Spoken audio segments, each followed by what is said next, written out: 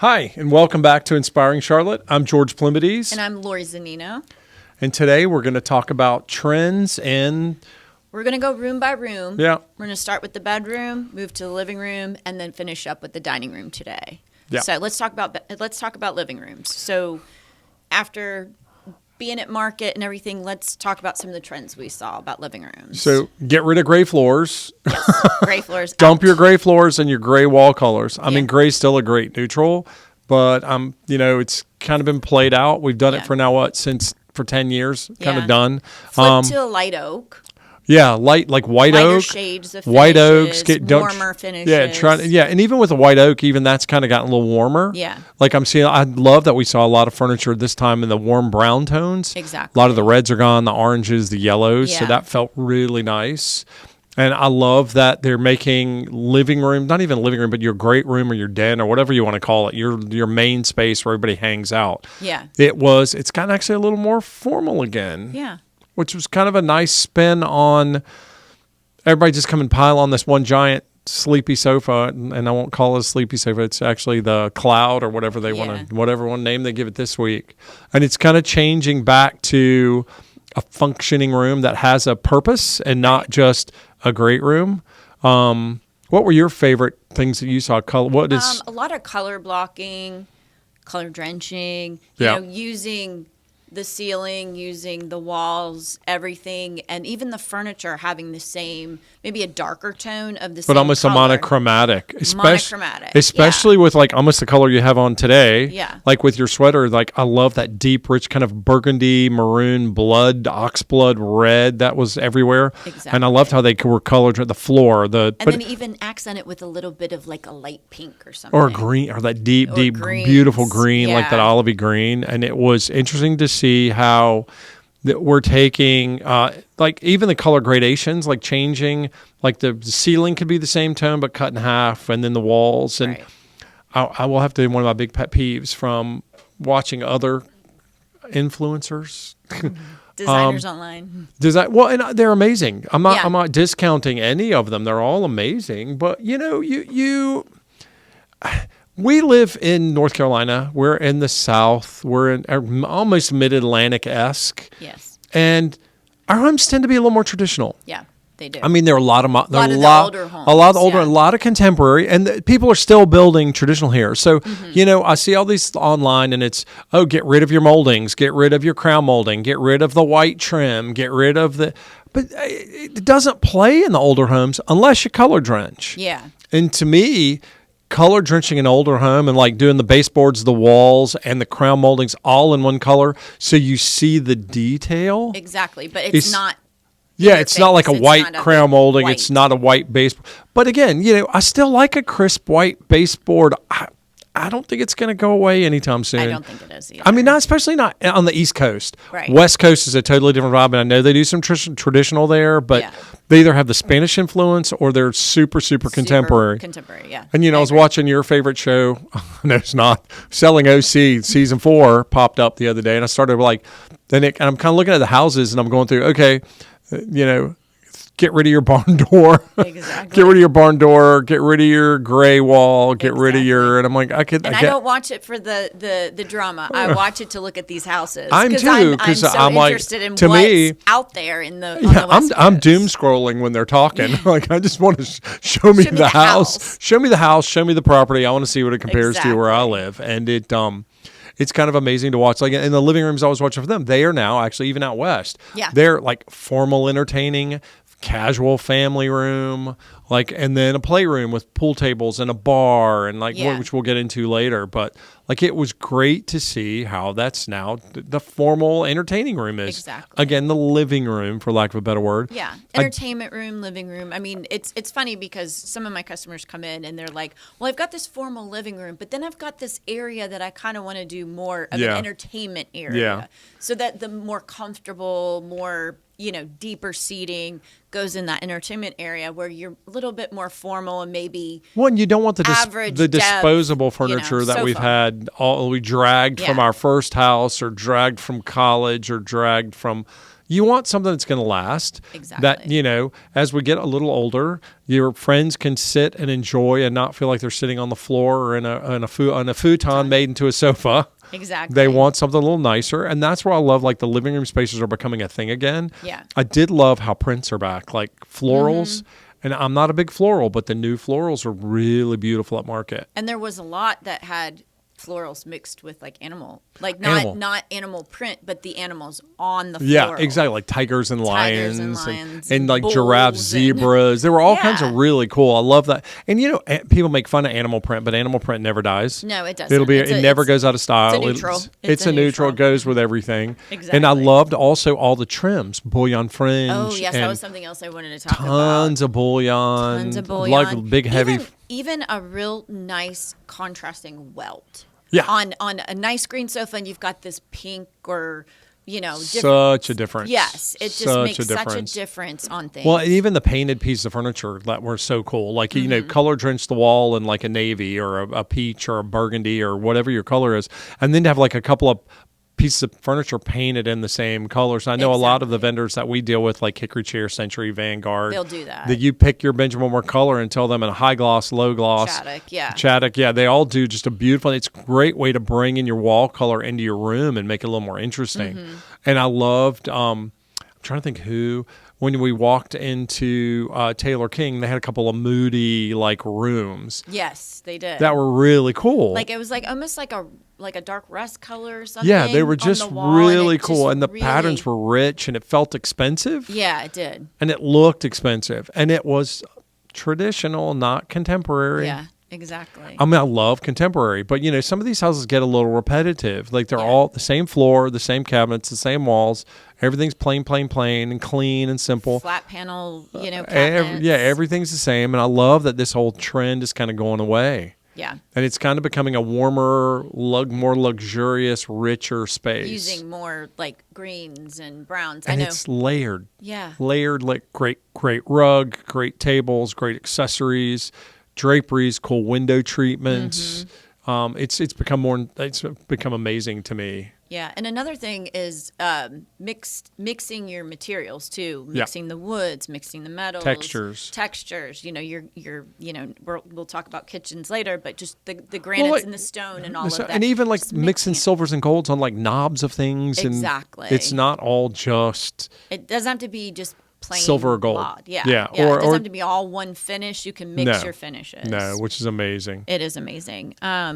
What else? Smart technology. And I know this has been going on for years, but just hiding your TVs and hiding your armoires. Do you remember how armoires we saw this time where you could put your TV you in? Put your TV in it. I'm like, wait, that was something. Hide all the cords and everything. Yeah, that was something from when I was a kid. Like instead of just mounting it on the wall or put a frame TV up and make it look like a picture frame. They had a beautiful Baker and Mr. and Mrs. Howard had beautiful armoires to put a TV in or a wardrobe for a bedroom, or it's kind of nice to see furniture pieces. And even having little consoles on your furniture that have your USB ports. If you don't have to take your phone clear across the room to charge it. It's right there next to you on your sofa. There's some new stuff in kitchens that I want to talk about that I'm a little obsessed with too. Yeah, that'll be when we fun get there with that about. kind of idea. Absolutely. And then also like layering lighting, having your task lighting or having your primary lighting, but then having, some beautiful overheads that maybe cast a little different tone of light on. Well, and I love we're kind of getting away from in-lighting, ceiling lighting. Like I love a can light or what do I call a high hat or there's a million.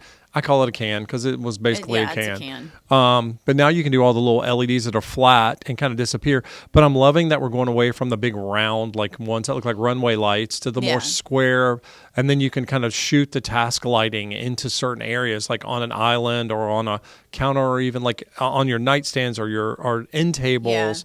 And or even have some under cabinet lighting that gives you your primary your task lighting, and then you've got. But there's so many cool ways that lighting is now changing, and it's become more interesting. And it's not just a big chandelier. It's not just 4 cans, one in each corner, and a light in the middle or a fan. And it's kind of gotten more interesting. And having the battery operated lights too, where you don't even have to have, do the electrical. Well, because most of us, let's be honest, most of us can't go custom build a house where we can put we know where every little plug is going to go. So that way, if you want to put a sconce on a wall and you don't have to rip your whole wall up, you can do, over a gorgeous console in your living room, or a beautiful lamp on a credenza where there's no plug, or like your TV's taking up 90, you want to have 87 cords coming out of somewhere. You can do it we know Visual Comfort had some beautiful lamps that had bulbs that you charged, and you just and they were literally like the old school Edison bulbs. Yeah. But they were charged. Yeah, they had a little USB port. Yeah, exactly. Simple as that. Just makes it, and it makes your living room more interesting to me. Yeah. And in terms of wall color in your living room, what? I'm going away from the gray, but you do want a little warmer tone. I'm actually, I know they're old colors, but I still love them. Pale oak from Benjamin Moore, I love, because while it is a grayish, it's got warmer undertones, and it makes the room more that. And my old favorite, which is 100 years old, from Sherwin-Williams, Accessible Beige. Yeah. I know it's got a little bit of gray. It's a grayish, but it's a good, warm, simple. And it's not a real heavy dark tone either. It's a little bit lighter beige, so that you could actually pair that if you wanted to do some sort of accent color in there. Exactly. You could go much darker with it and let that kind of just sit Exactly. And when I love a good neutral background, it just makes it easy to mix anything. No, would I do like a navy living room? Would I do I would admit it. But, you've got to have that. I would do it. You've got to have that client that wants you to make this room pop, and then you bring all these colors and you do this presentation with all these beautiful colors and patterns. I might get tired of that. Well, okay. Yeah, they want to go with the same tried and true and don't want to step out of the box a little bit. Let's move on to bedrooms, okay?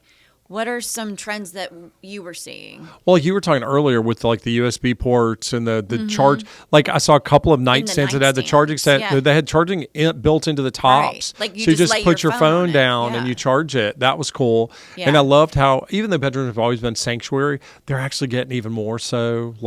Just the way the furniture is designed, the beds with the comfort and I'm loving all the a lot of benches and chairs built and stuff in. Well, benches built into the footboards, which I love, which has been around forever, but they've kind of updated it. Yeah. But making your bedroom your place to hang out was great. I mean, I know in super high end homes, it's always been a thing to have a sitting coffee room bar, or even a coffee bar or a morning station where you could go get your breakfast, or you never have to leave your bedroom. But I love that now, even in some of the less expensive homes, we're starting to see furniture that allows us bars that were made for a bedroom where you could put it in a cabinet and close it and have a coffee or a refrigerator or something to keep stuff in your bedroom. So you're not having to a $10 million custom home where you can just find a great piece of furniture. Exactly. But I loved all the I'm loving the fabric beds again. Yeah. I was kind of tired of them for a minute. Excuse me. Well, I'm finding, too, that a lot of the fabric beds, there's so many different styles, too. Yeah. You got the wing, or you've got you can do just a flat panel, or you can do so many different treatments on the panel. Well, with Century, we have that bed program that we use all the time. That can details I love, because you can do a wing bed, a channel bed. You can do it vertical. The channel can be vertical, horizontal. You can tuft it. Yeah. You can be a king, a queen, a full, a twin. You can kind of create everything, but it can be unique for you. Exactly. Which I don't think most people, and that's what I loved with a lot of the vendors we work with.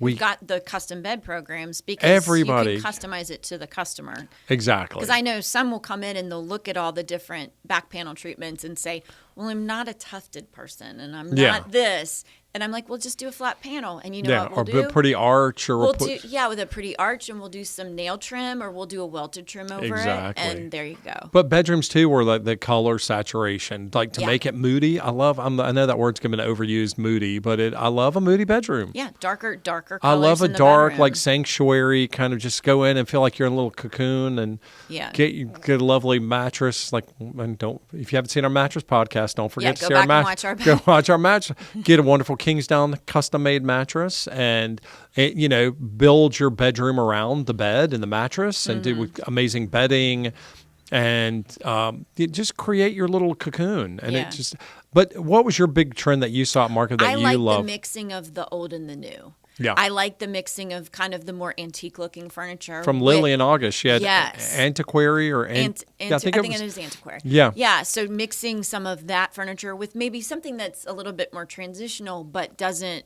it feels a little bit more modern than our friend Tara Shaw, prime example, Oh, Tara Shaw, I mixing love her. from Century, mixing her antique pieces with newer pieces. Modern Yeah. mid-century almost, and then the cleaner iron beds and the whites and creams and love that. It's so gorgeous, such a beautiful. But again, it made your bedroom feel a little more inspired and not just, oh look, here we have little low nightstands and here's a platform bed that comes up to my shin.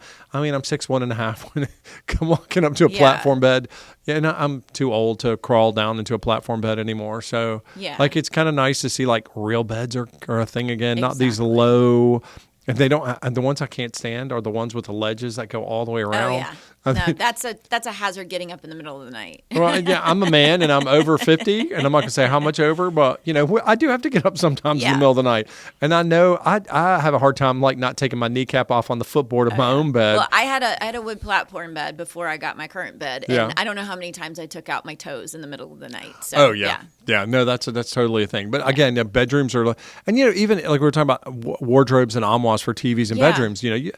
I have to have a TV in my bedroom. I know a lot of people are like, oh, it's my sanctuary, no TV. But you can hide it in the armoire. Hide it in the armoire. And when you want to, because sometimes, on a Sunday morning, especially I get a cup of coffee, I come back to my bed, I get under the covers, I turn on the news, I want to watch a little TV show, I can read the news on my phone and have the little background. It's nice. And I love that you don't have to have the TV in the middle of the room. It can be hidden. Exactly. And I like to, a lot of people are, parents are getting rid of like their old chests and their old furniture, pairing that stuff, beautiful antique furniture with, something maybe a little bit more modern in the same vein or something. Well, and I love that like I know like my daughters, they love older pieces and they love antiques, and I love that they want to incorporate older pieces with the new stuff they buy because they know one, it's environmentally friendly. Exactly. And we don't have to shove why are we shoving beautiful old furniture in a landfill just because it's old? Who cares? It's still beautifully made. Not everything from the past is perfect. There are some pieces I would never save, but I think it's amazing. And I love that we're kind of shying away from mid-century in bedrooms again because it's mid-century to me was scaled for 8-foot ceilings, and it's a beautiful look, but I'm too big for it. Right. So I love that we're seeing things come back to a little more traditional slant, but maybe in a newer wood or a newer finish or different hardware. Yeah. But it felt good in the bedroom. Like it does. It's really nice to see. And I like a lot of texture layering. Yeah. So, your bedding, your bed. Yep. If you're putting any seating in the room, do something different. Maybe do a boucle in there, or like a small boucle, or do, which I'm kind of tired of too. But the boucles there's so many different. But I love all the way boucles are in different types of boucles. Exactly. Like everybody's beat that one little bone or off-white boucle to death. Right. There's some boucles that will have different threads, different color threads in it, like a white, maybe a little bit of a brown. Fluffier, or it's a little. There's some really beautiful boucles, and it's still a thing. I love the texture, like you said, to layer. And for me, putting that in a bedroom where it's nice, soft, and fuzzy, or to do a bed in it. Or yes, you could do a bed in it too. Did you like it at market? I saw a lot of ottomans and things for bedrooms. That little eyelash boucle almost. Yeah, with that. Yes. It almost felt like a feather, but it was a boucle with a little bit of a little fringy feel. Exactly. Those are really interesting. Yeah, it's very interesting, and it gives you an added layer of texture in your room too. That's a little unexpected, but very, very cool. Yep. Also. I like to maybe having some like rough wood or something like that, like for people who are more into the bohemian style, having like a natural wood table, just that kind of root table or driftwood table or something like that in their bedroom. I just did one for a client of mine. It had a glass top. He has got like a little seated area off of his bedroom, but he's on a lake, and I thought that would be perfect to incorporate just kind of that play driftwood. the play natural up element, the lake and where we are. the natural element, exactly, completely. And then architectural details on the walls, on the ceiling, that sort of thing. Where are you at with that? I mean, I will always love molding, and I will always love, I'm not a huge fan of a tray ceiling anymore. I've kind of like done it. It's been done to death. I think they can be cool if the treatments are right, the moldings are right. Yeah. But just when you see like the more contemporary homes, or the homes we kind of grew up with in the 80s and 90s, the trays that was just tray after tray after tray after tray, and it's like no molding. And then you're like, do I paint this part ceiling color? Do I paint? I mean, for me, if I have a flat surface in a tray, it should not be a ceiling. It should be wall color. Yeah. My biggest pet peeve, I was working with a client this week, and we were remodeling a condo for her, and she had those like kind of soffits that went around her bedroom to tray-esque, and the contractor didn't ask how I wanted them painted, and I should have, because she was working with her contractor, and I was kind of coming in the afterthought and changing things. And I said, we need to paint underneath every one of these soffits. I said, why do I want to see a white ceiling on a little soffit that goes, it looked ridiculous. Then we painted it. She goes, oh my God, that makes the bedroom feel 10 times bigger. And I'm like, because you're not seeing the wall stop at 8 feet and then the tray come out in white and then go up another foot with paint and then another white ceiling. I'm like, it just breaks the room in half when you completely don't paint that soffit. But I do love the architectural detail, and I even like the architectural. Like I'm loving the vaulted ceilings with beams, but clean beams, not these fussy over the top truss looking. No, just very very. But even in a tray, it's pretty to put a beam or a coffer, like do a really beautiful coffered ceiling, and make it more. And then maybe do like a pretty color in the coffers, or do some kind of trim that accentuates wallpaper. I've even seen people doing wallpaper. Love wallpaper on the ceiling. Yeah.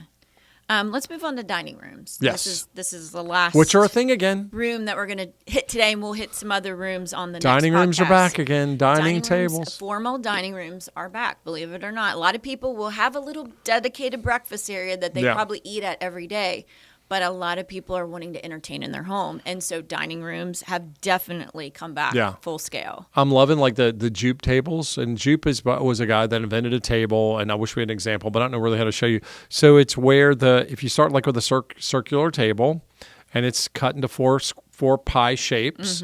And then you pull those back and leaves come up that fold underneath that are kind of pointed like an arrow. The table kind of folds into itself. And then when you open it, you can expand these round tables. Like we have one now from Theodore Alexander that goes from 64 inches to I think 78 when it's open. I think it's 76 or 78. Yeah, there's a gorgeous one from Woodbridge that's done in walnut with a brass band on the base. One at Market. And it almost does like a tulip shape, and it goes from 68 to 84. Yeah. Just a spectacular table. Cheryl Occasional had some beautiful hickory white, had gorgeous, but it's great because you don't have to shove leaves anywhere, and you can it just folds into itself for everyday use, and then when you do entertain, you can expand it. And they were just really well done, and I love that they were new textures, new finishes. I think you and I looked at one table that I fell in love with from Lily and August that was in kind of a medium blondish wood that had this beautiful band that went all the way around. That was kind of like a dark and light, almost looked like an inlay, but it wasn't. No, it wasn't. It was just really beautiful to see. Formal, yeah, but in a new, fresh way. Exactly. And even the one from Hickory White had they had almost an 18th century reproduction, or like a beautiful table, simple top, rectangular with a little bit of curves on the end, like rounded corners instead of points. And that's something that I saw a lot of too, was the rounded corners on tables. Yeah, and but they did it in oak, a wire brushed oak. So it was a formal style with pedestals. Yeah. But it looked fresh and clean and new. And it was formal, but not stuffy formal. Yeah. Also, too, like we were talking about textures with like your sideboard and your, so a lot of them are doing the reeded look, or even doing maybe a little bit more traditional. Some of the credenzas and buffets will have a little bit more molding to them or something. Yeah. Well, and I love all the wood gilding on it. Well, the wood choices too, like a lot of walnuts back, a lot of oak, but the oak feels more formal now. It's not. It does. It's not your grandmother's like oak with all the see all the knots and it's that wire brush. It's just like that clean, simple. It gives you a texture. Even burl. Love burl. Yeah, there's Love a lot of burl. But I'm glad it's going away from just that blonde burl, and no, they were like different. A darker, well, you can do colors now too, yeah. and it's like it was beautiful to see some of the color paint, like the painted burls that were like in a teal or a rose or a burgundy, but you could still see the burl underneath, but it was like a translucent paint over it, so it like gave it a little texture, or not even texture, it gave it a depth that I thought was really beautiful. And also another thing, and this is something that I don't sell a lot of. I know you do, but like draperies and panels and stuff like that in your dining room, and make it look a little bit more formal. People get a little weirded. They're like, "Oh, I don't want like my grandmother's house." Well, I'm not putting swags or bows all in your house. Like I don't want swags. Simple, beautiful draperies, clean, hard, beautiful pattern print fabric, or pattern, or even like a simple with a gorgeous band, like a gorgeous band or border. Like it could be so much more interesting. Exactly. And I think people forget that, and it doesn't have to be functional, because you could layer it with a beautiful like Roman shade or a woven shade, or even a roller shade, a power shade with like some texture in it to layer the windows. Exactly. But to me, not to do it like a single width. It does just do like a width and a half or double width. Yeah. So it just has a fullness and a richness. Like go straight up to the ceiling. Go to the ceiling. Stop doing it 2 inches above your window. Yeah. Go up to the ceiling, or if you have crown molding, go to below the crown molding. Like use the height of your room. Yeah, it's going to like make it lift the so room much up. bigger in there. It's so much better. Another thing is lighting in the dining room this year. Like and I don't think we didn't go to Visual Comfort this market. We went to the last market. Yeah. But some of the like those beautiful like rope lights. Oh yeah. Like Visual Comfort had these beautiful, and they've had them for a while now. Where like they were it's literally like metal ropes with lighting in them that you could hang at different heights and swag them. So cool. Gorgeous. Yeah. I mean, beautiful. And then Curry & Company this year did a lot of gorgeous like recycled glass and metal. And they had some really beautiful, beautiful things. I was going to say a lot of the lighting companies are really getting creative with the materials that they're using, and it's very impressive to see when you're at market and you're walking around some of the new introductions, just seeing what they've come up with, because most people copy each other in that world. Everybody has the same sort of chandelier here or sconce here. But you can't reinvent furniture. No. We've been building furniture for thousands of years. I know. Furniture is furniture. It's just a more modern take. There's a modern take on, or here's a new stone we're doing a top in, or here's a new... Like we were in Belmead, which I love. Great, cool little modern contemporary company. They had this beautiful oval oak top, remember? But you could do an acrylic leg, you could do a metal leg in your choice of a metal, or you could do a wood leg in any of their 40 finishes. Yeah. And I was like, what a great way to show like how you can. It's same table. I've seen the table before. Same table, but it can look so different. But based off they've done it in a new way. It. Yeah. Totally done it in a new way. My other thing with dining too is dining chairs are such a thing. Like there are so many chairs. But I notice customers are scared to kind of step out of the box with the dining chairs. I don't know what it is. Yeah. Like a different shape or a different pattern fabric. When they're like, oh, I want it to be comfortable, I have to sit in it. I'm like, it's a dining room. You may be in it for an hour, hour and a half, unless you're really like chugging the wine at the end of the day. But most dining chairs are fairly comfortable. If you buy ones that have a decent seat cushion on it. it. You have to like.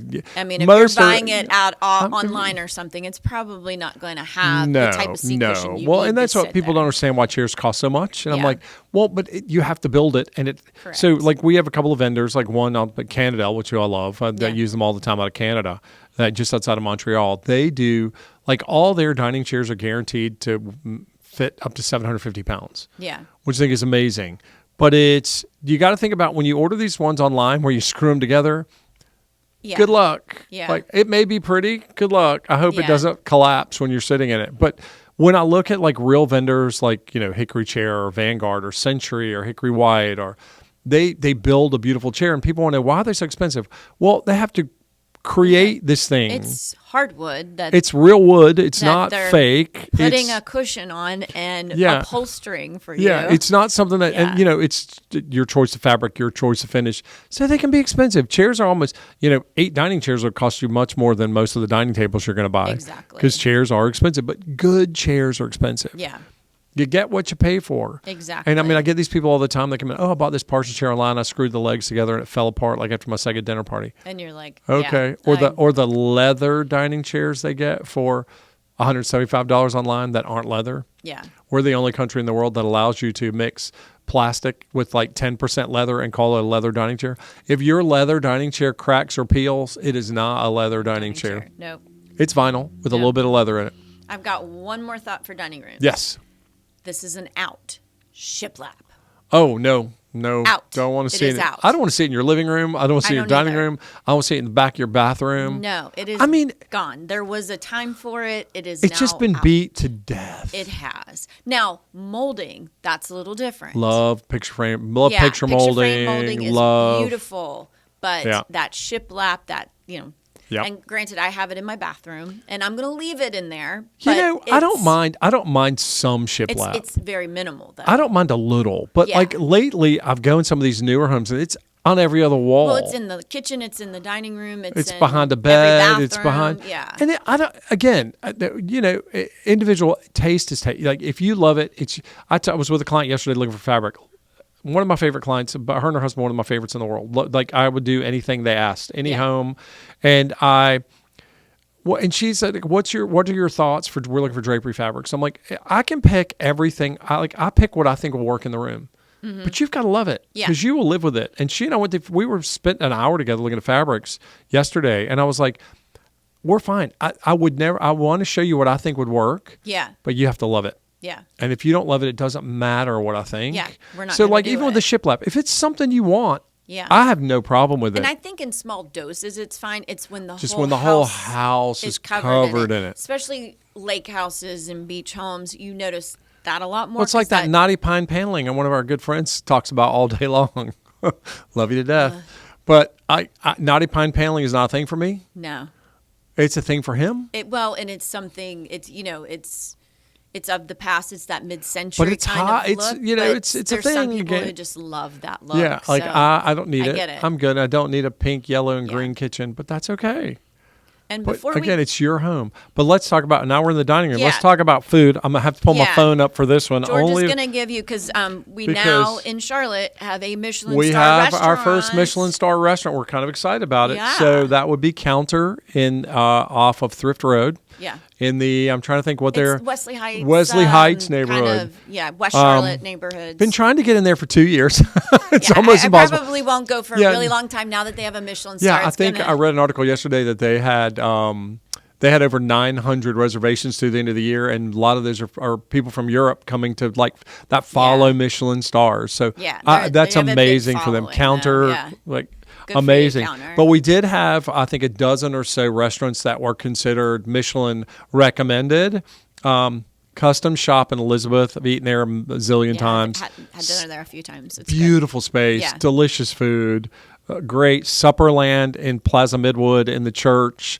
Like just the experience of the way that was designed. Just to go have some drinks in that. It's in that so building beautiful. It's just a beautiful space. But the food's amazing. Yeah. Counter, of course. Its sister restaurant, Restaurant Constance, which is on Thrift Road in Wesley Heights as well. Haven't been. Have had nothing but amazing things. Ever Andalo. Love. That's one of your favorite places. I eat there once a week, like in Noda. Like I could eat the Italian. Like the cocktails are perfect. The focaccia with the whipped ricotta and the honey. So I mean, everything they do is just spectacular. Their sister restaurant Haberdish, which is one of my favorites. Some of the best fried chicken, Hush Puppies. Yes. Like good Southern fare. Their leafy green salad I could eat all day. Amazing. Rada in Myers Park. I haven't been to yet. I haven't been there either. So he is from a Michelin Star restaurant. I believe the chef was sous chef or assistant chef at a Michelin Star restaurant in Manhattan. They brought him to Charlotte to create Rada in Myers Park on Selwyn, and I've heard amazing things. So that's like kind of on my list. And then Lang Van, which Vietnamese. Is an old classic here in Charlotte. It's over off of Sugar Creek. Central. It's a Sugar Creek and not Sugar Creek. It's over by the Charlotte Museum of History. Yeah. My brain's gone dead with the name of the neighborhood. Off of it'll come to me. spectacular. Like now, it's always been busy. Now they said like it's 30, 40 minute wait every night to get in because it's like the hot spot. And then there's an omakase experience at Prime Fish. Haven't been, heard is spectacular, and Prime Fish. The main restaurant is supposed to be, and I probably destroyed omakase, but forgive me, I'm not great at that. I don't, my mistake. The pronunciation, not the best. And then Little Mama's. Yes. Which is in South Park, and which in is South Charlotte, one of Frank Schiavelli's. Frank always does a great job. All his restaurants are fantastic. And last but not least, Hello Sailor and Lake Norman, which is the view from their patio. Yeah. Like of the lake. That's a good summer afternoon with drinks out on the deck. If you can get on their deck and have dinner with a cocktail and then watch the sunset over the water and the boats, it's spectacular. But we've kind of gotten off our little Charlotte track. We need to bring some more Charlotte things in, but there's a lot happening. Well, you go out a little bit more than I do. I do. Bit of a homebody, I do. Well, I do go out, single man living by himself. Make sure that I hit up some restaurants. I can only make noodles so many times. Then I have to go and have dinner somewhere. Yeah. And my friends love to eat out, so it's fun to go. And I don't go as much as I used to because it's harder to get in now. No, it is. And I cook at home a lot now too. So well, Charlotte's gotten so crowded and it's gotten so busy, and there's so many new restaurants opening up. There's actually a new one in Noda that I'm dying to try. That is Peruvian, I believe. It's Peruvian and with a little bit of an Asian influence. It's I can't remember the name. It'll come to me. Anyway, looks, I think it's just Yunta is one of my favorite restaurants. I think it's the same group, if I'm not mistaken. Awesome, Yunta's amazing, but hard to get into. So. Well, this looks spectacular, but it's new in Noda, so I'm excited to go try it. Perfect. Because I've got good friends that live in Noda, and we can walk, which is what makes Noda such a killer neighborhood. Exactly. But now that's all changing in Plaza Midwood's getting the Scout car corporate headquarters are moving to Charlotte, so it'll 1,200 people in the middle of Plaza Midwood. Yeah. So that neighborhood's going to blow up again and be just insane with food. So probably it's kind of exciting. Everything, yeah. It's kind of cool to watch it all come back around. Okay. Well, that's all we have for today. Thanks for joining us for another episode of Inspiring Charlotte. I'm Lori. I'm George, and you can catch our podcast on inspiringsharlotte.com or goodshomefurnishings.com or anywhere you find your podcast. Thanks, guys. Thank you.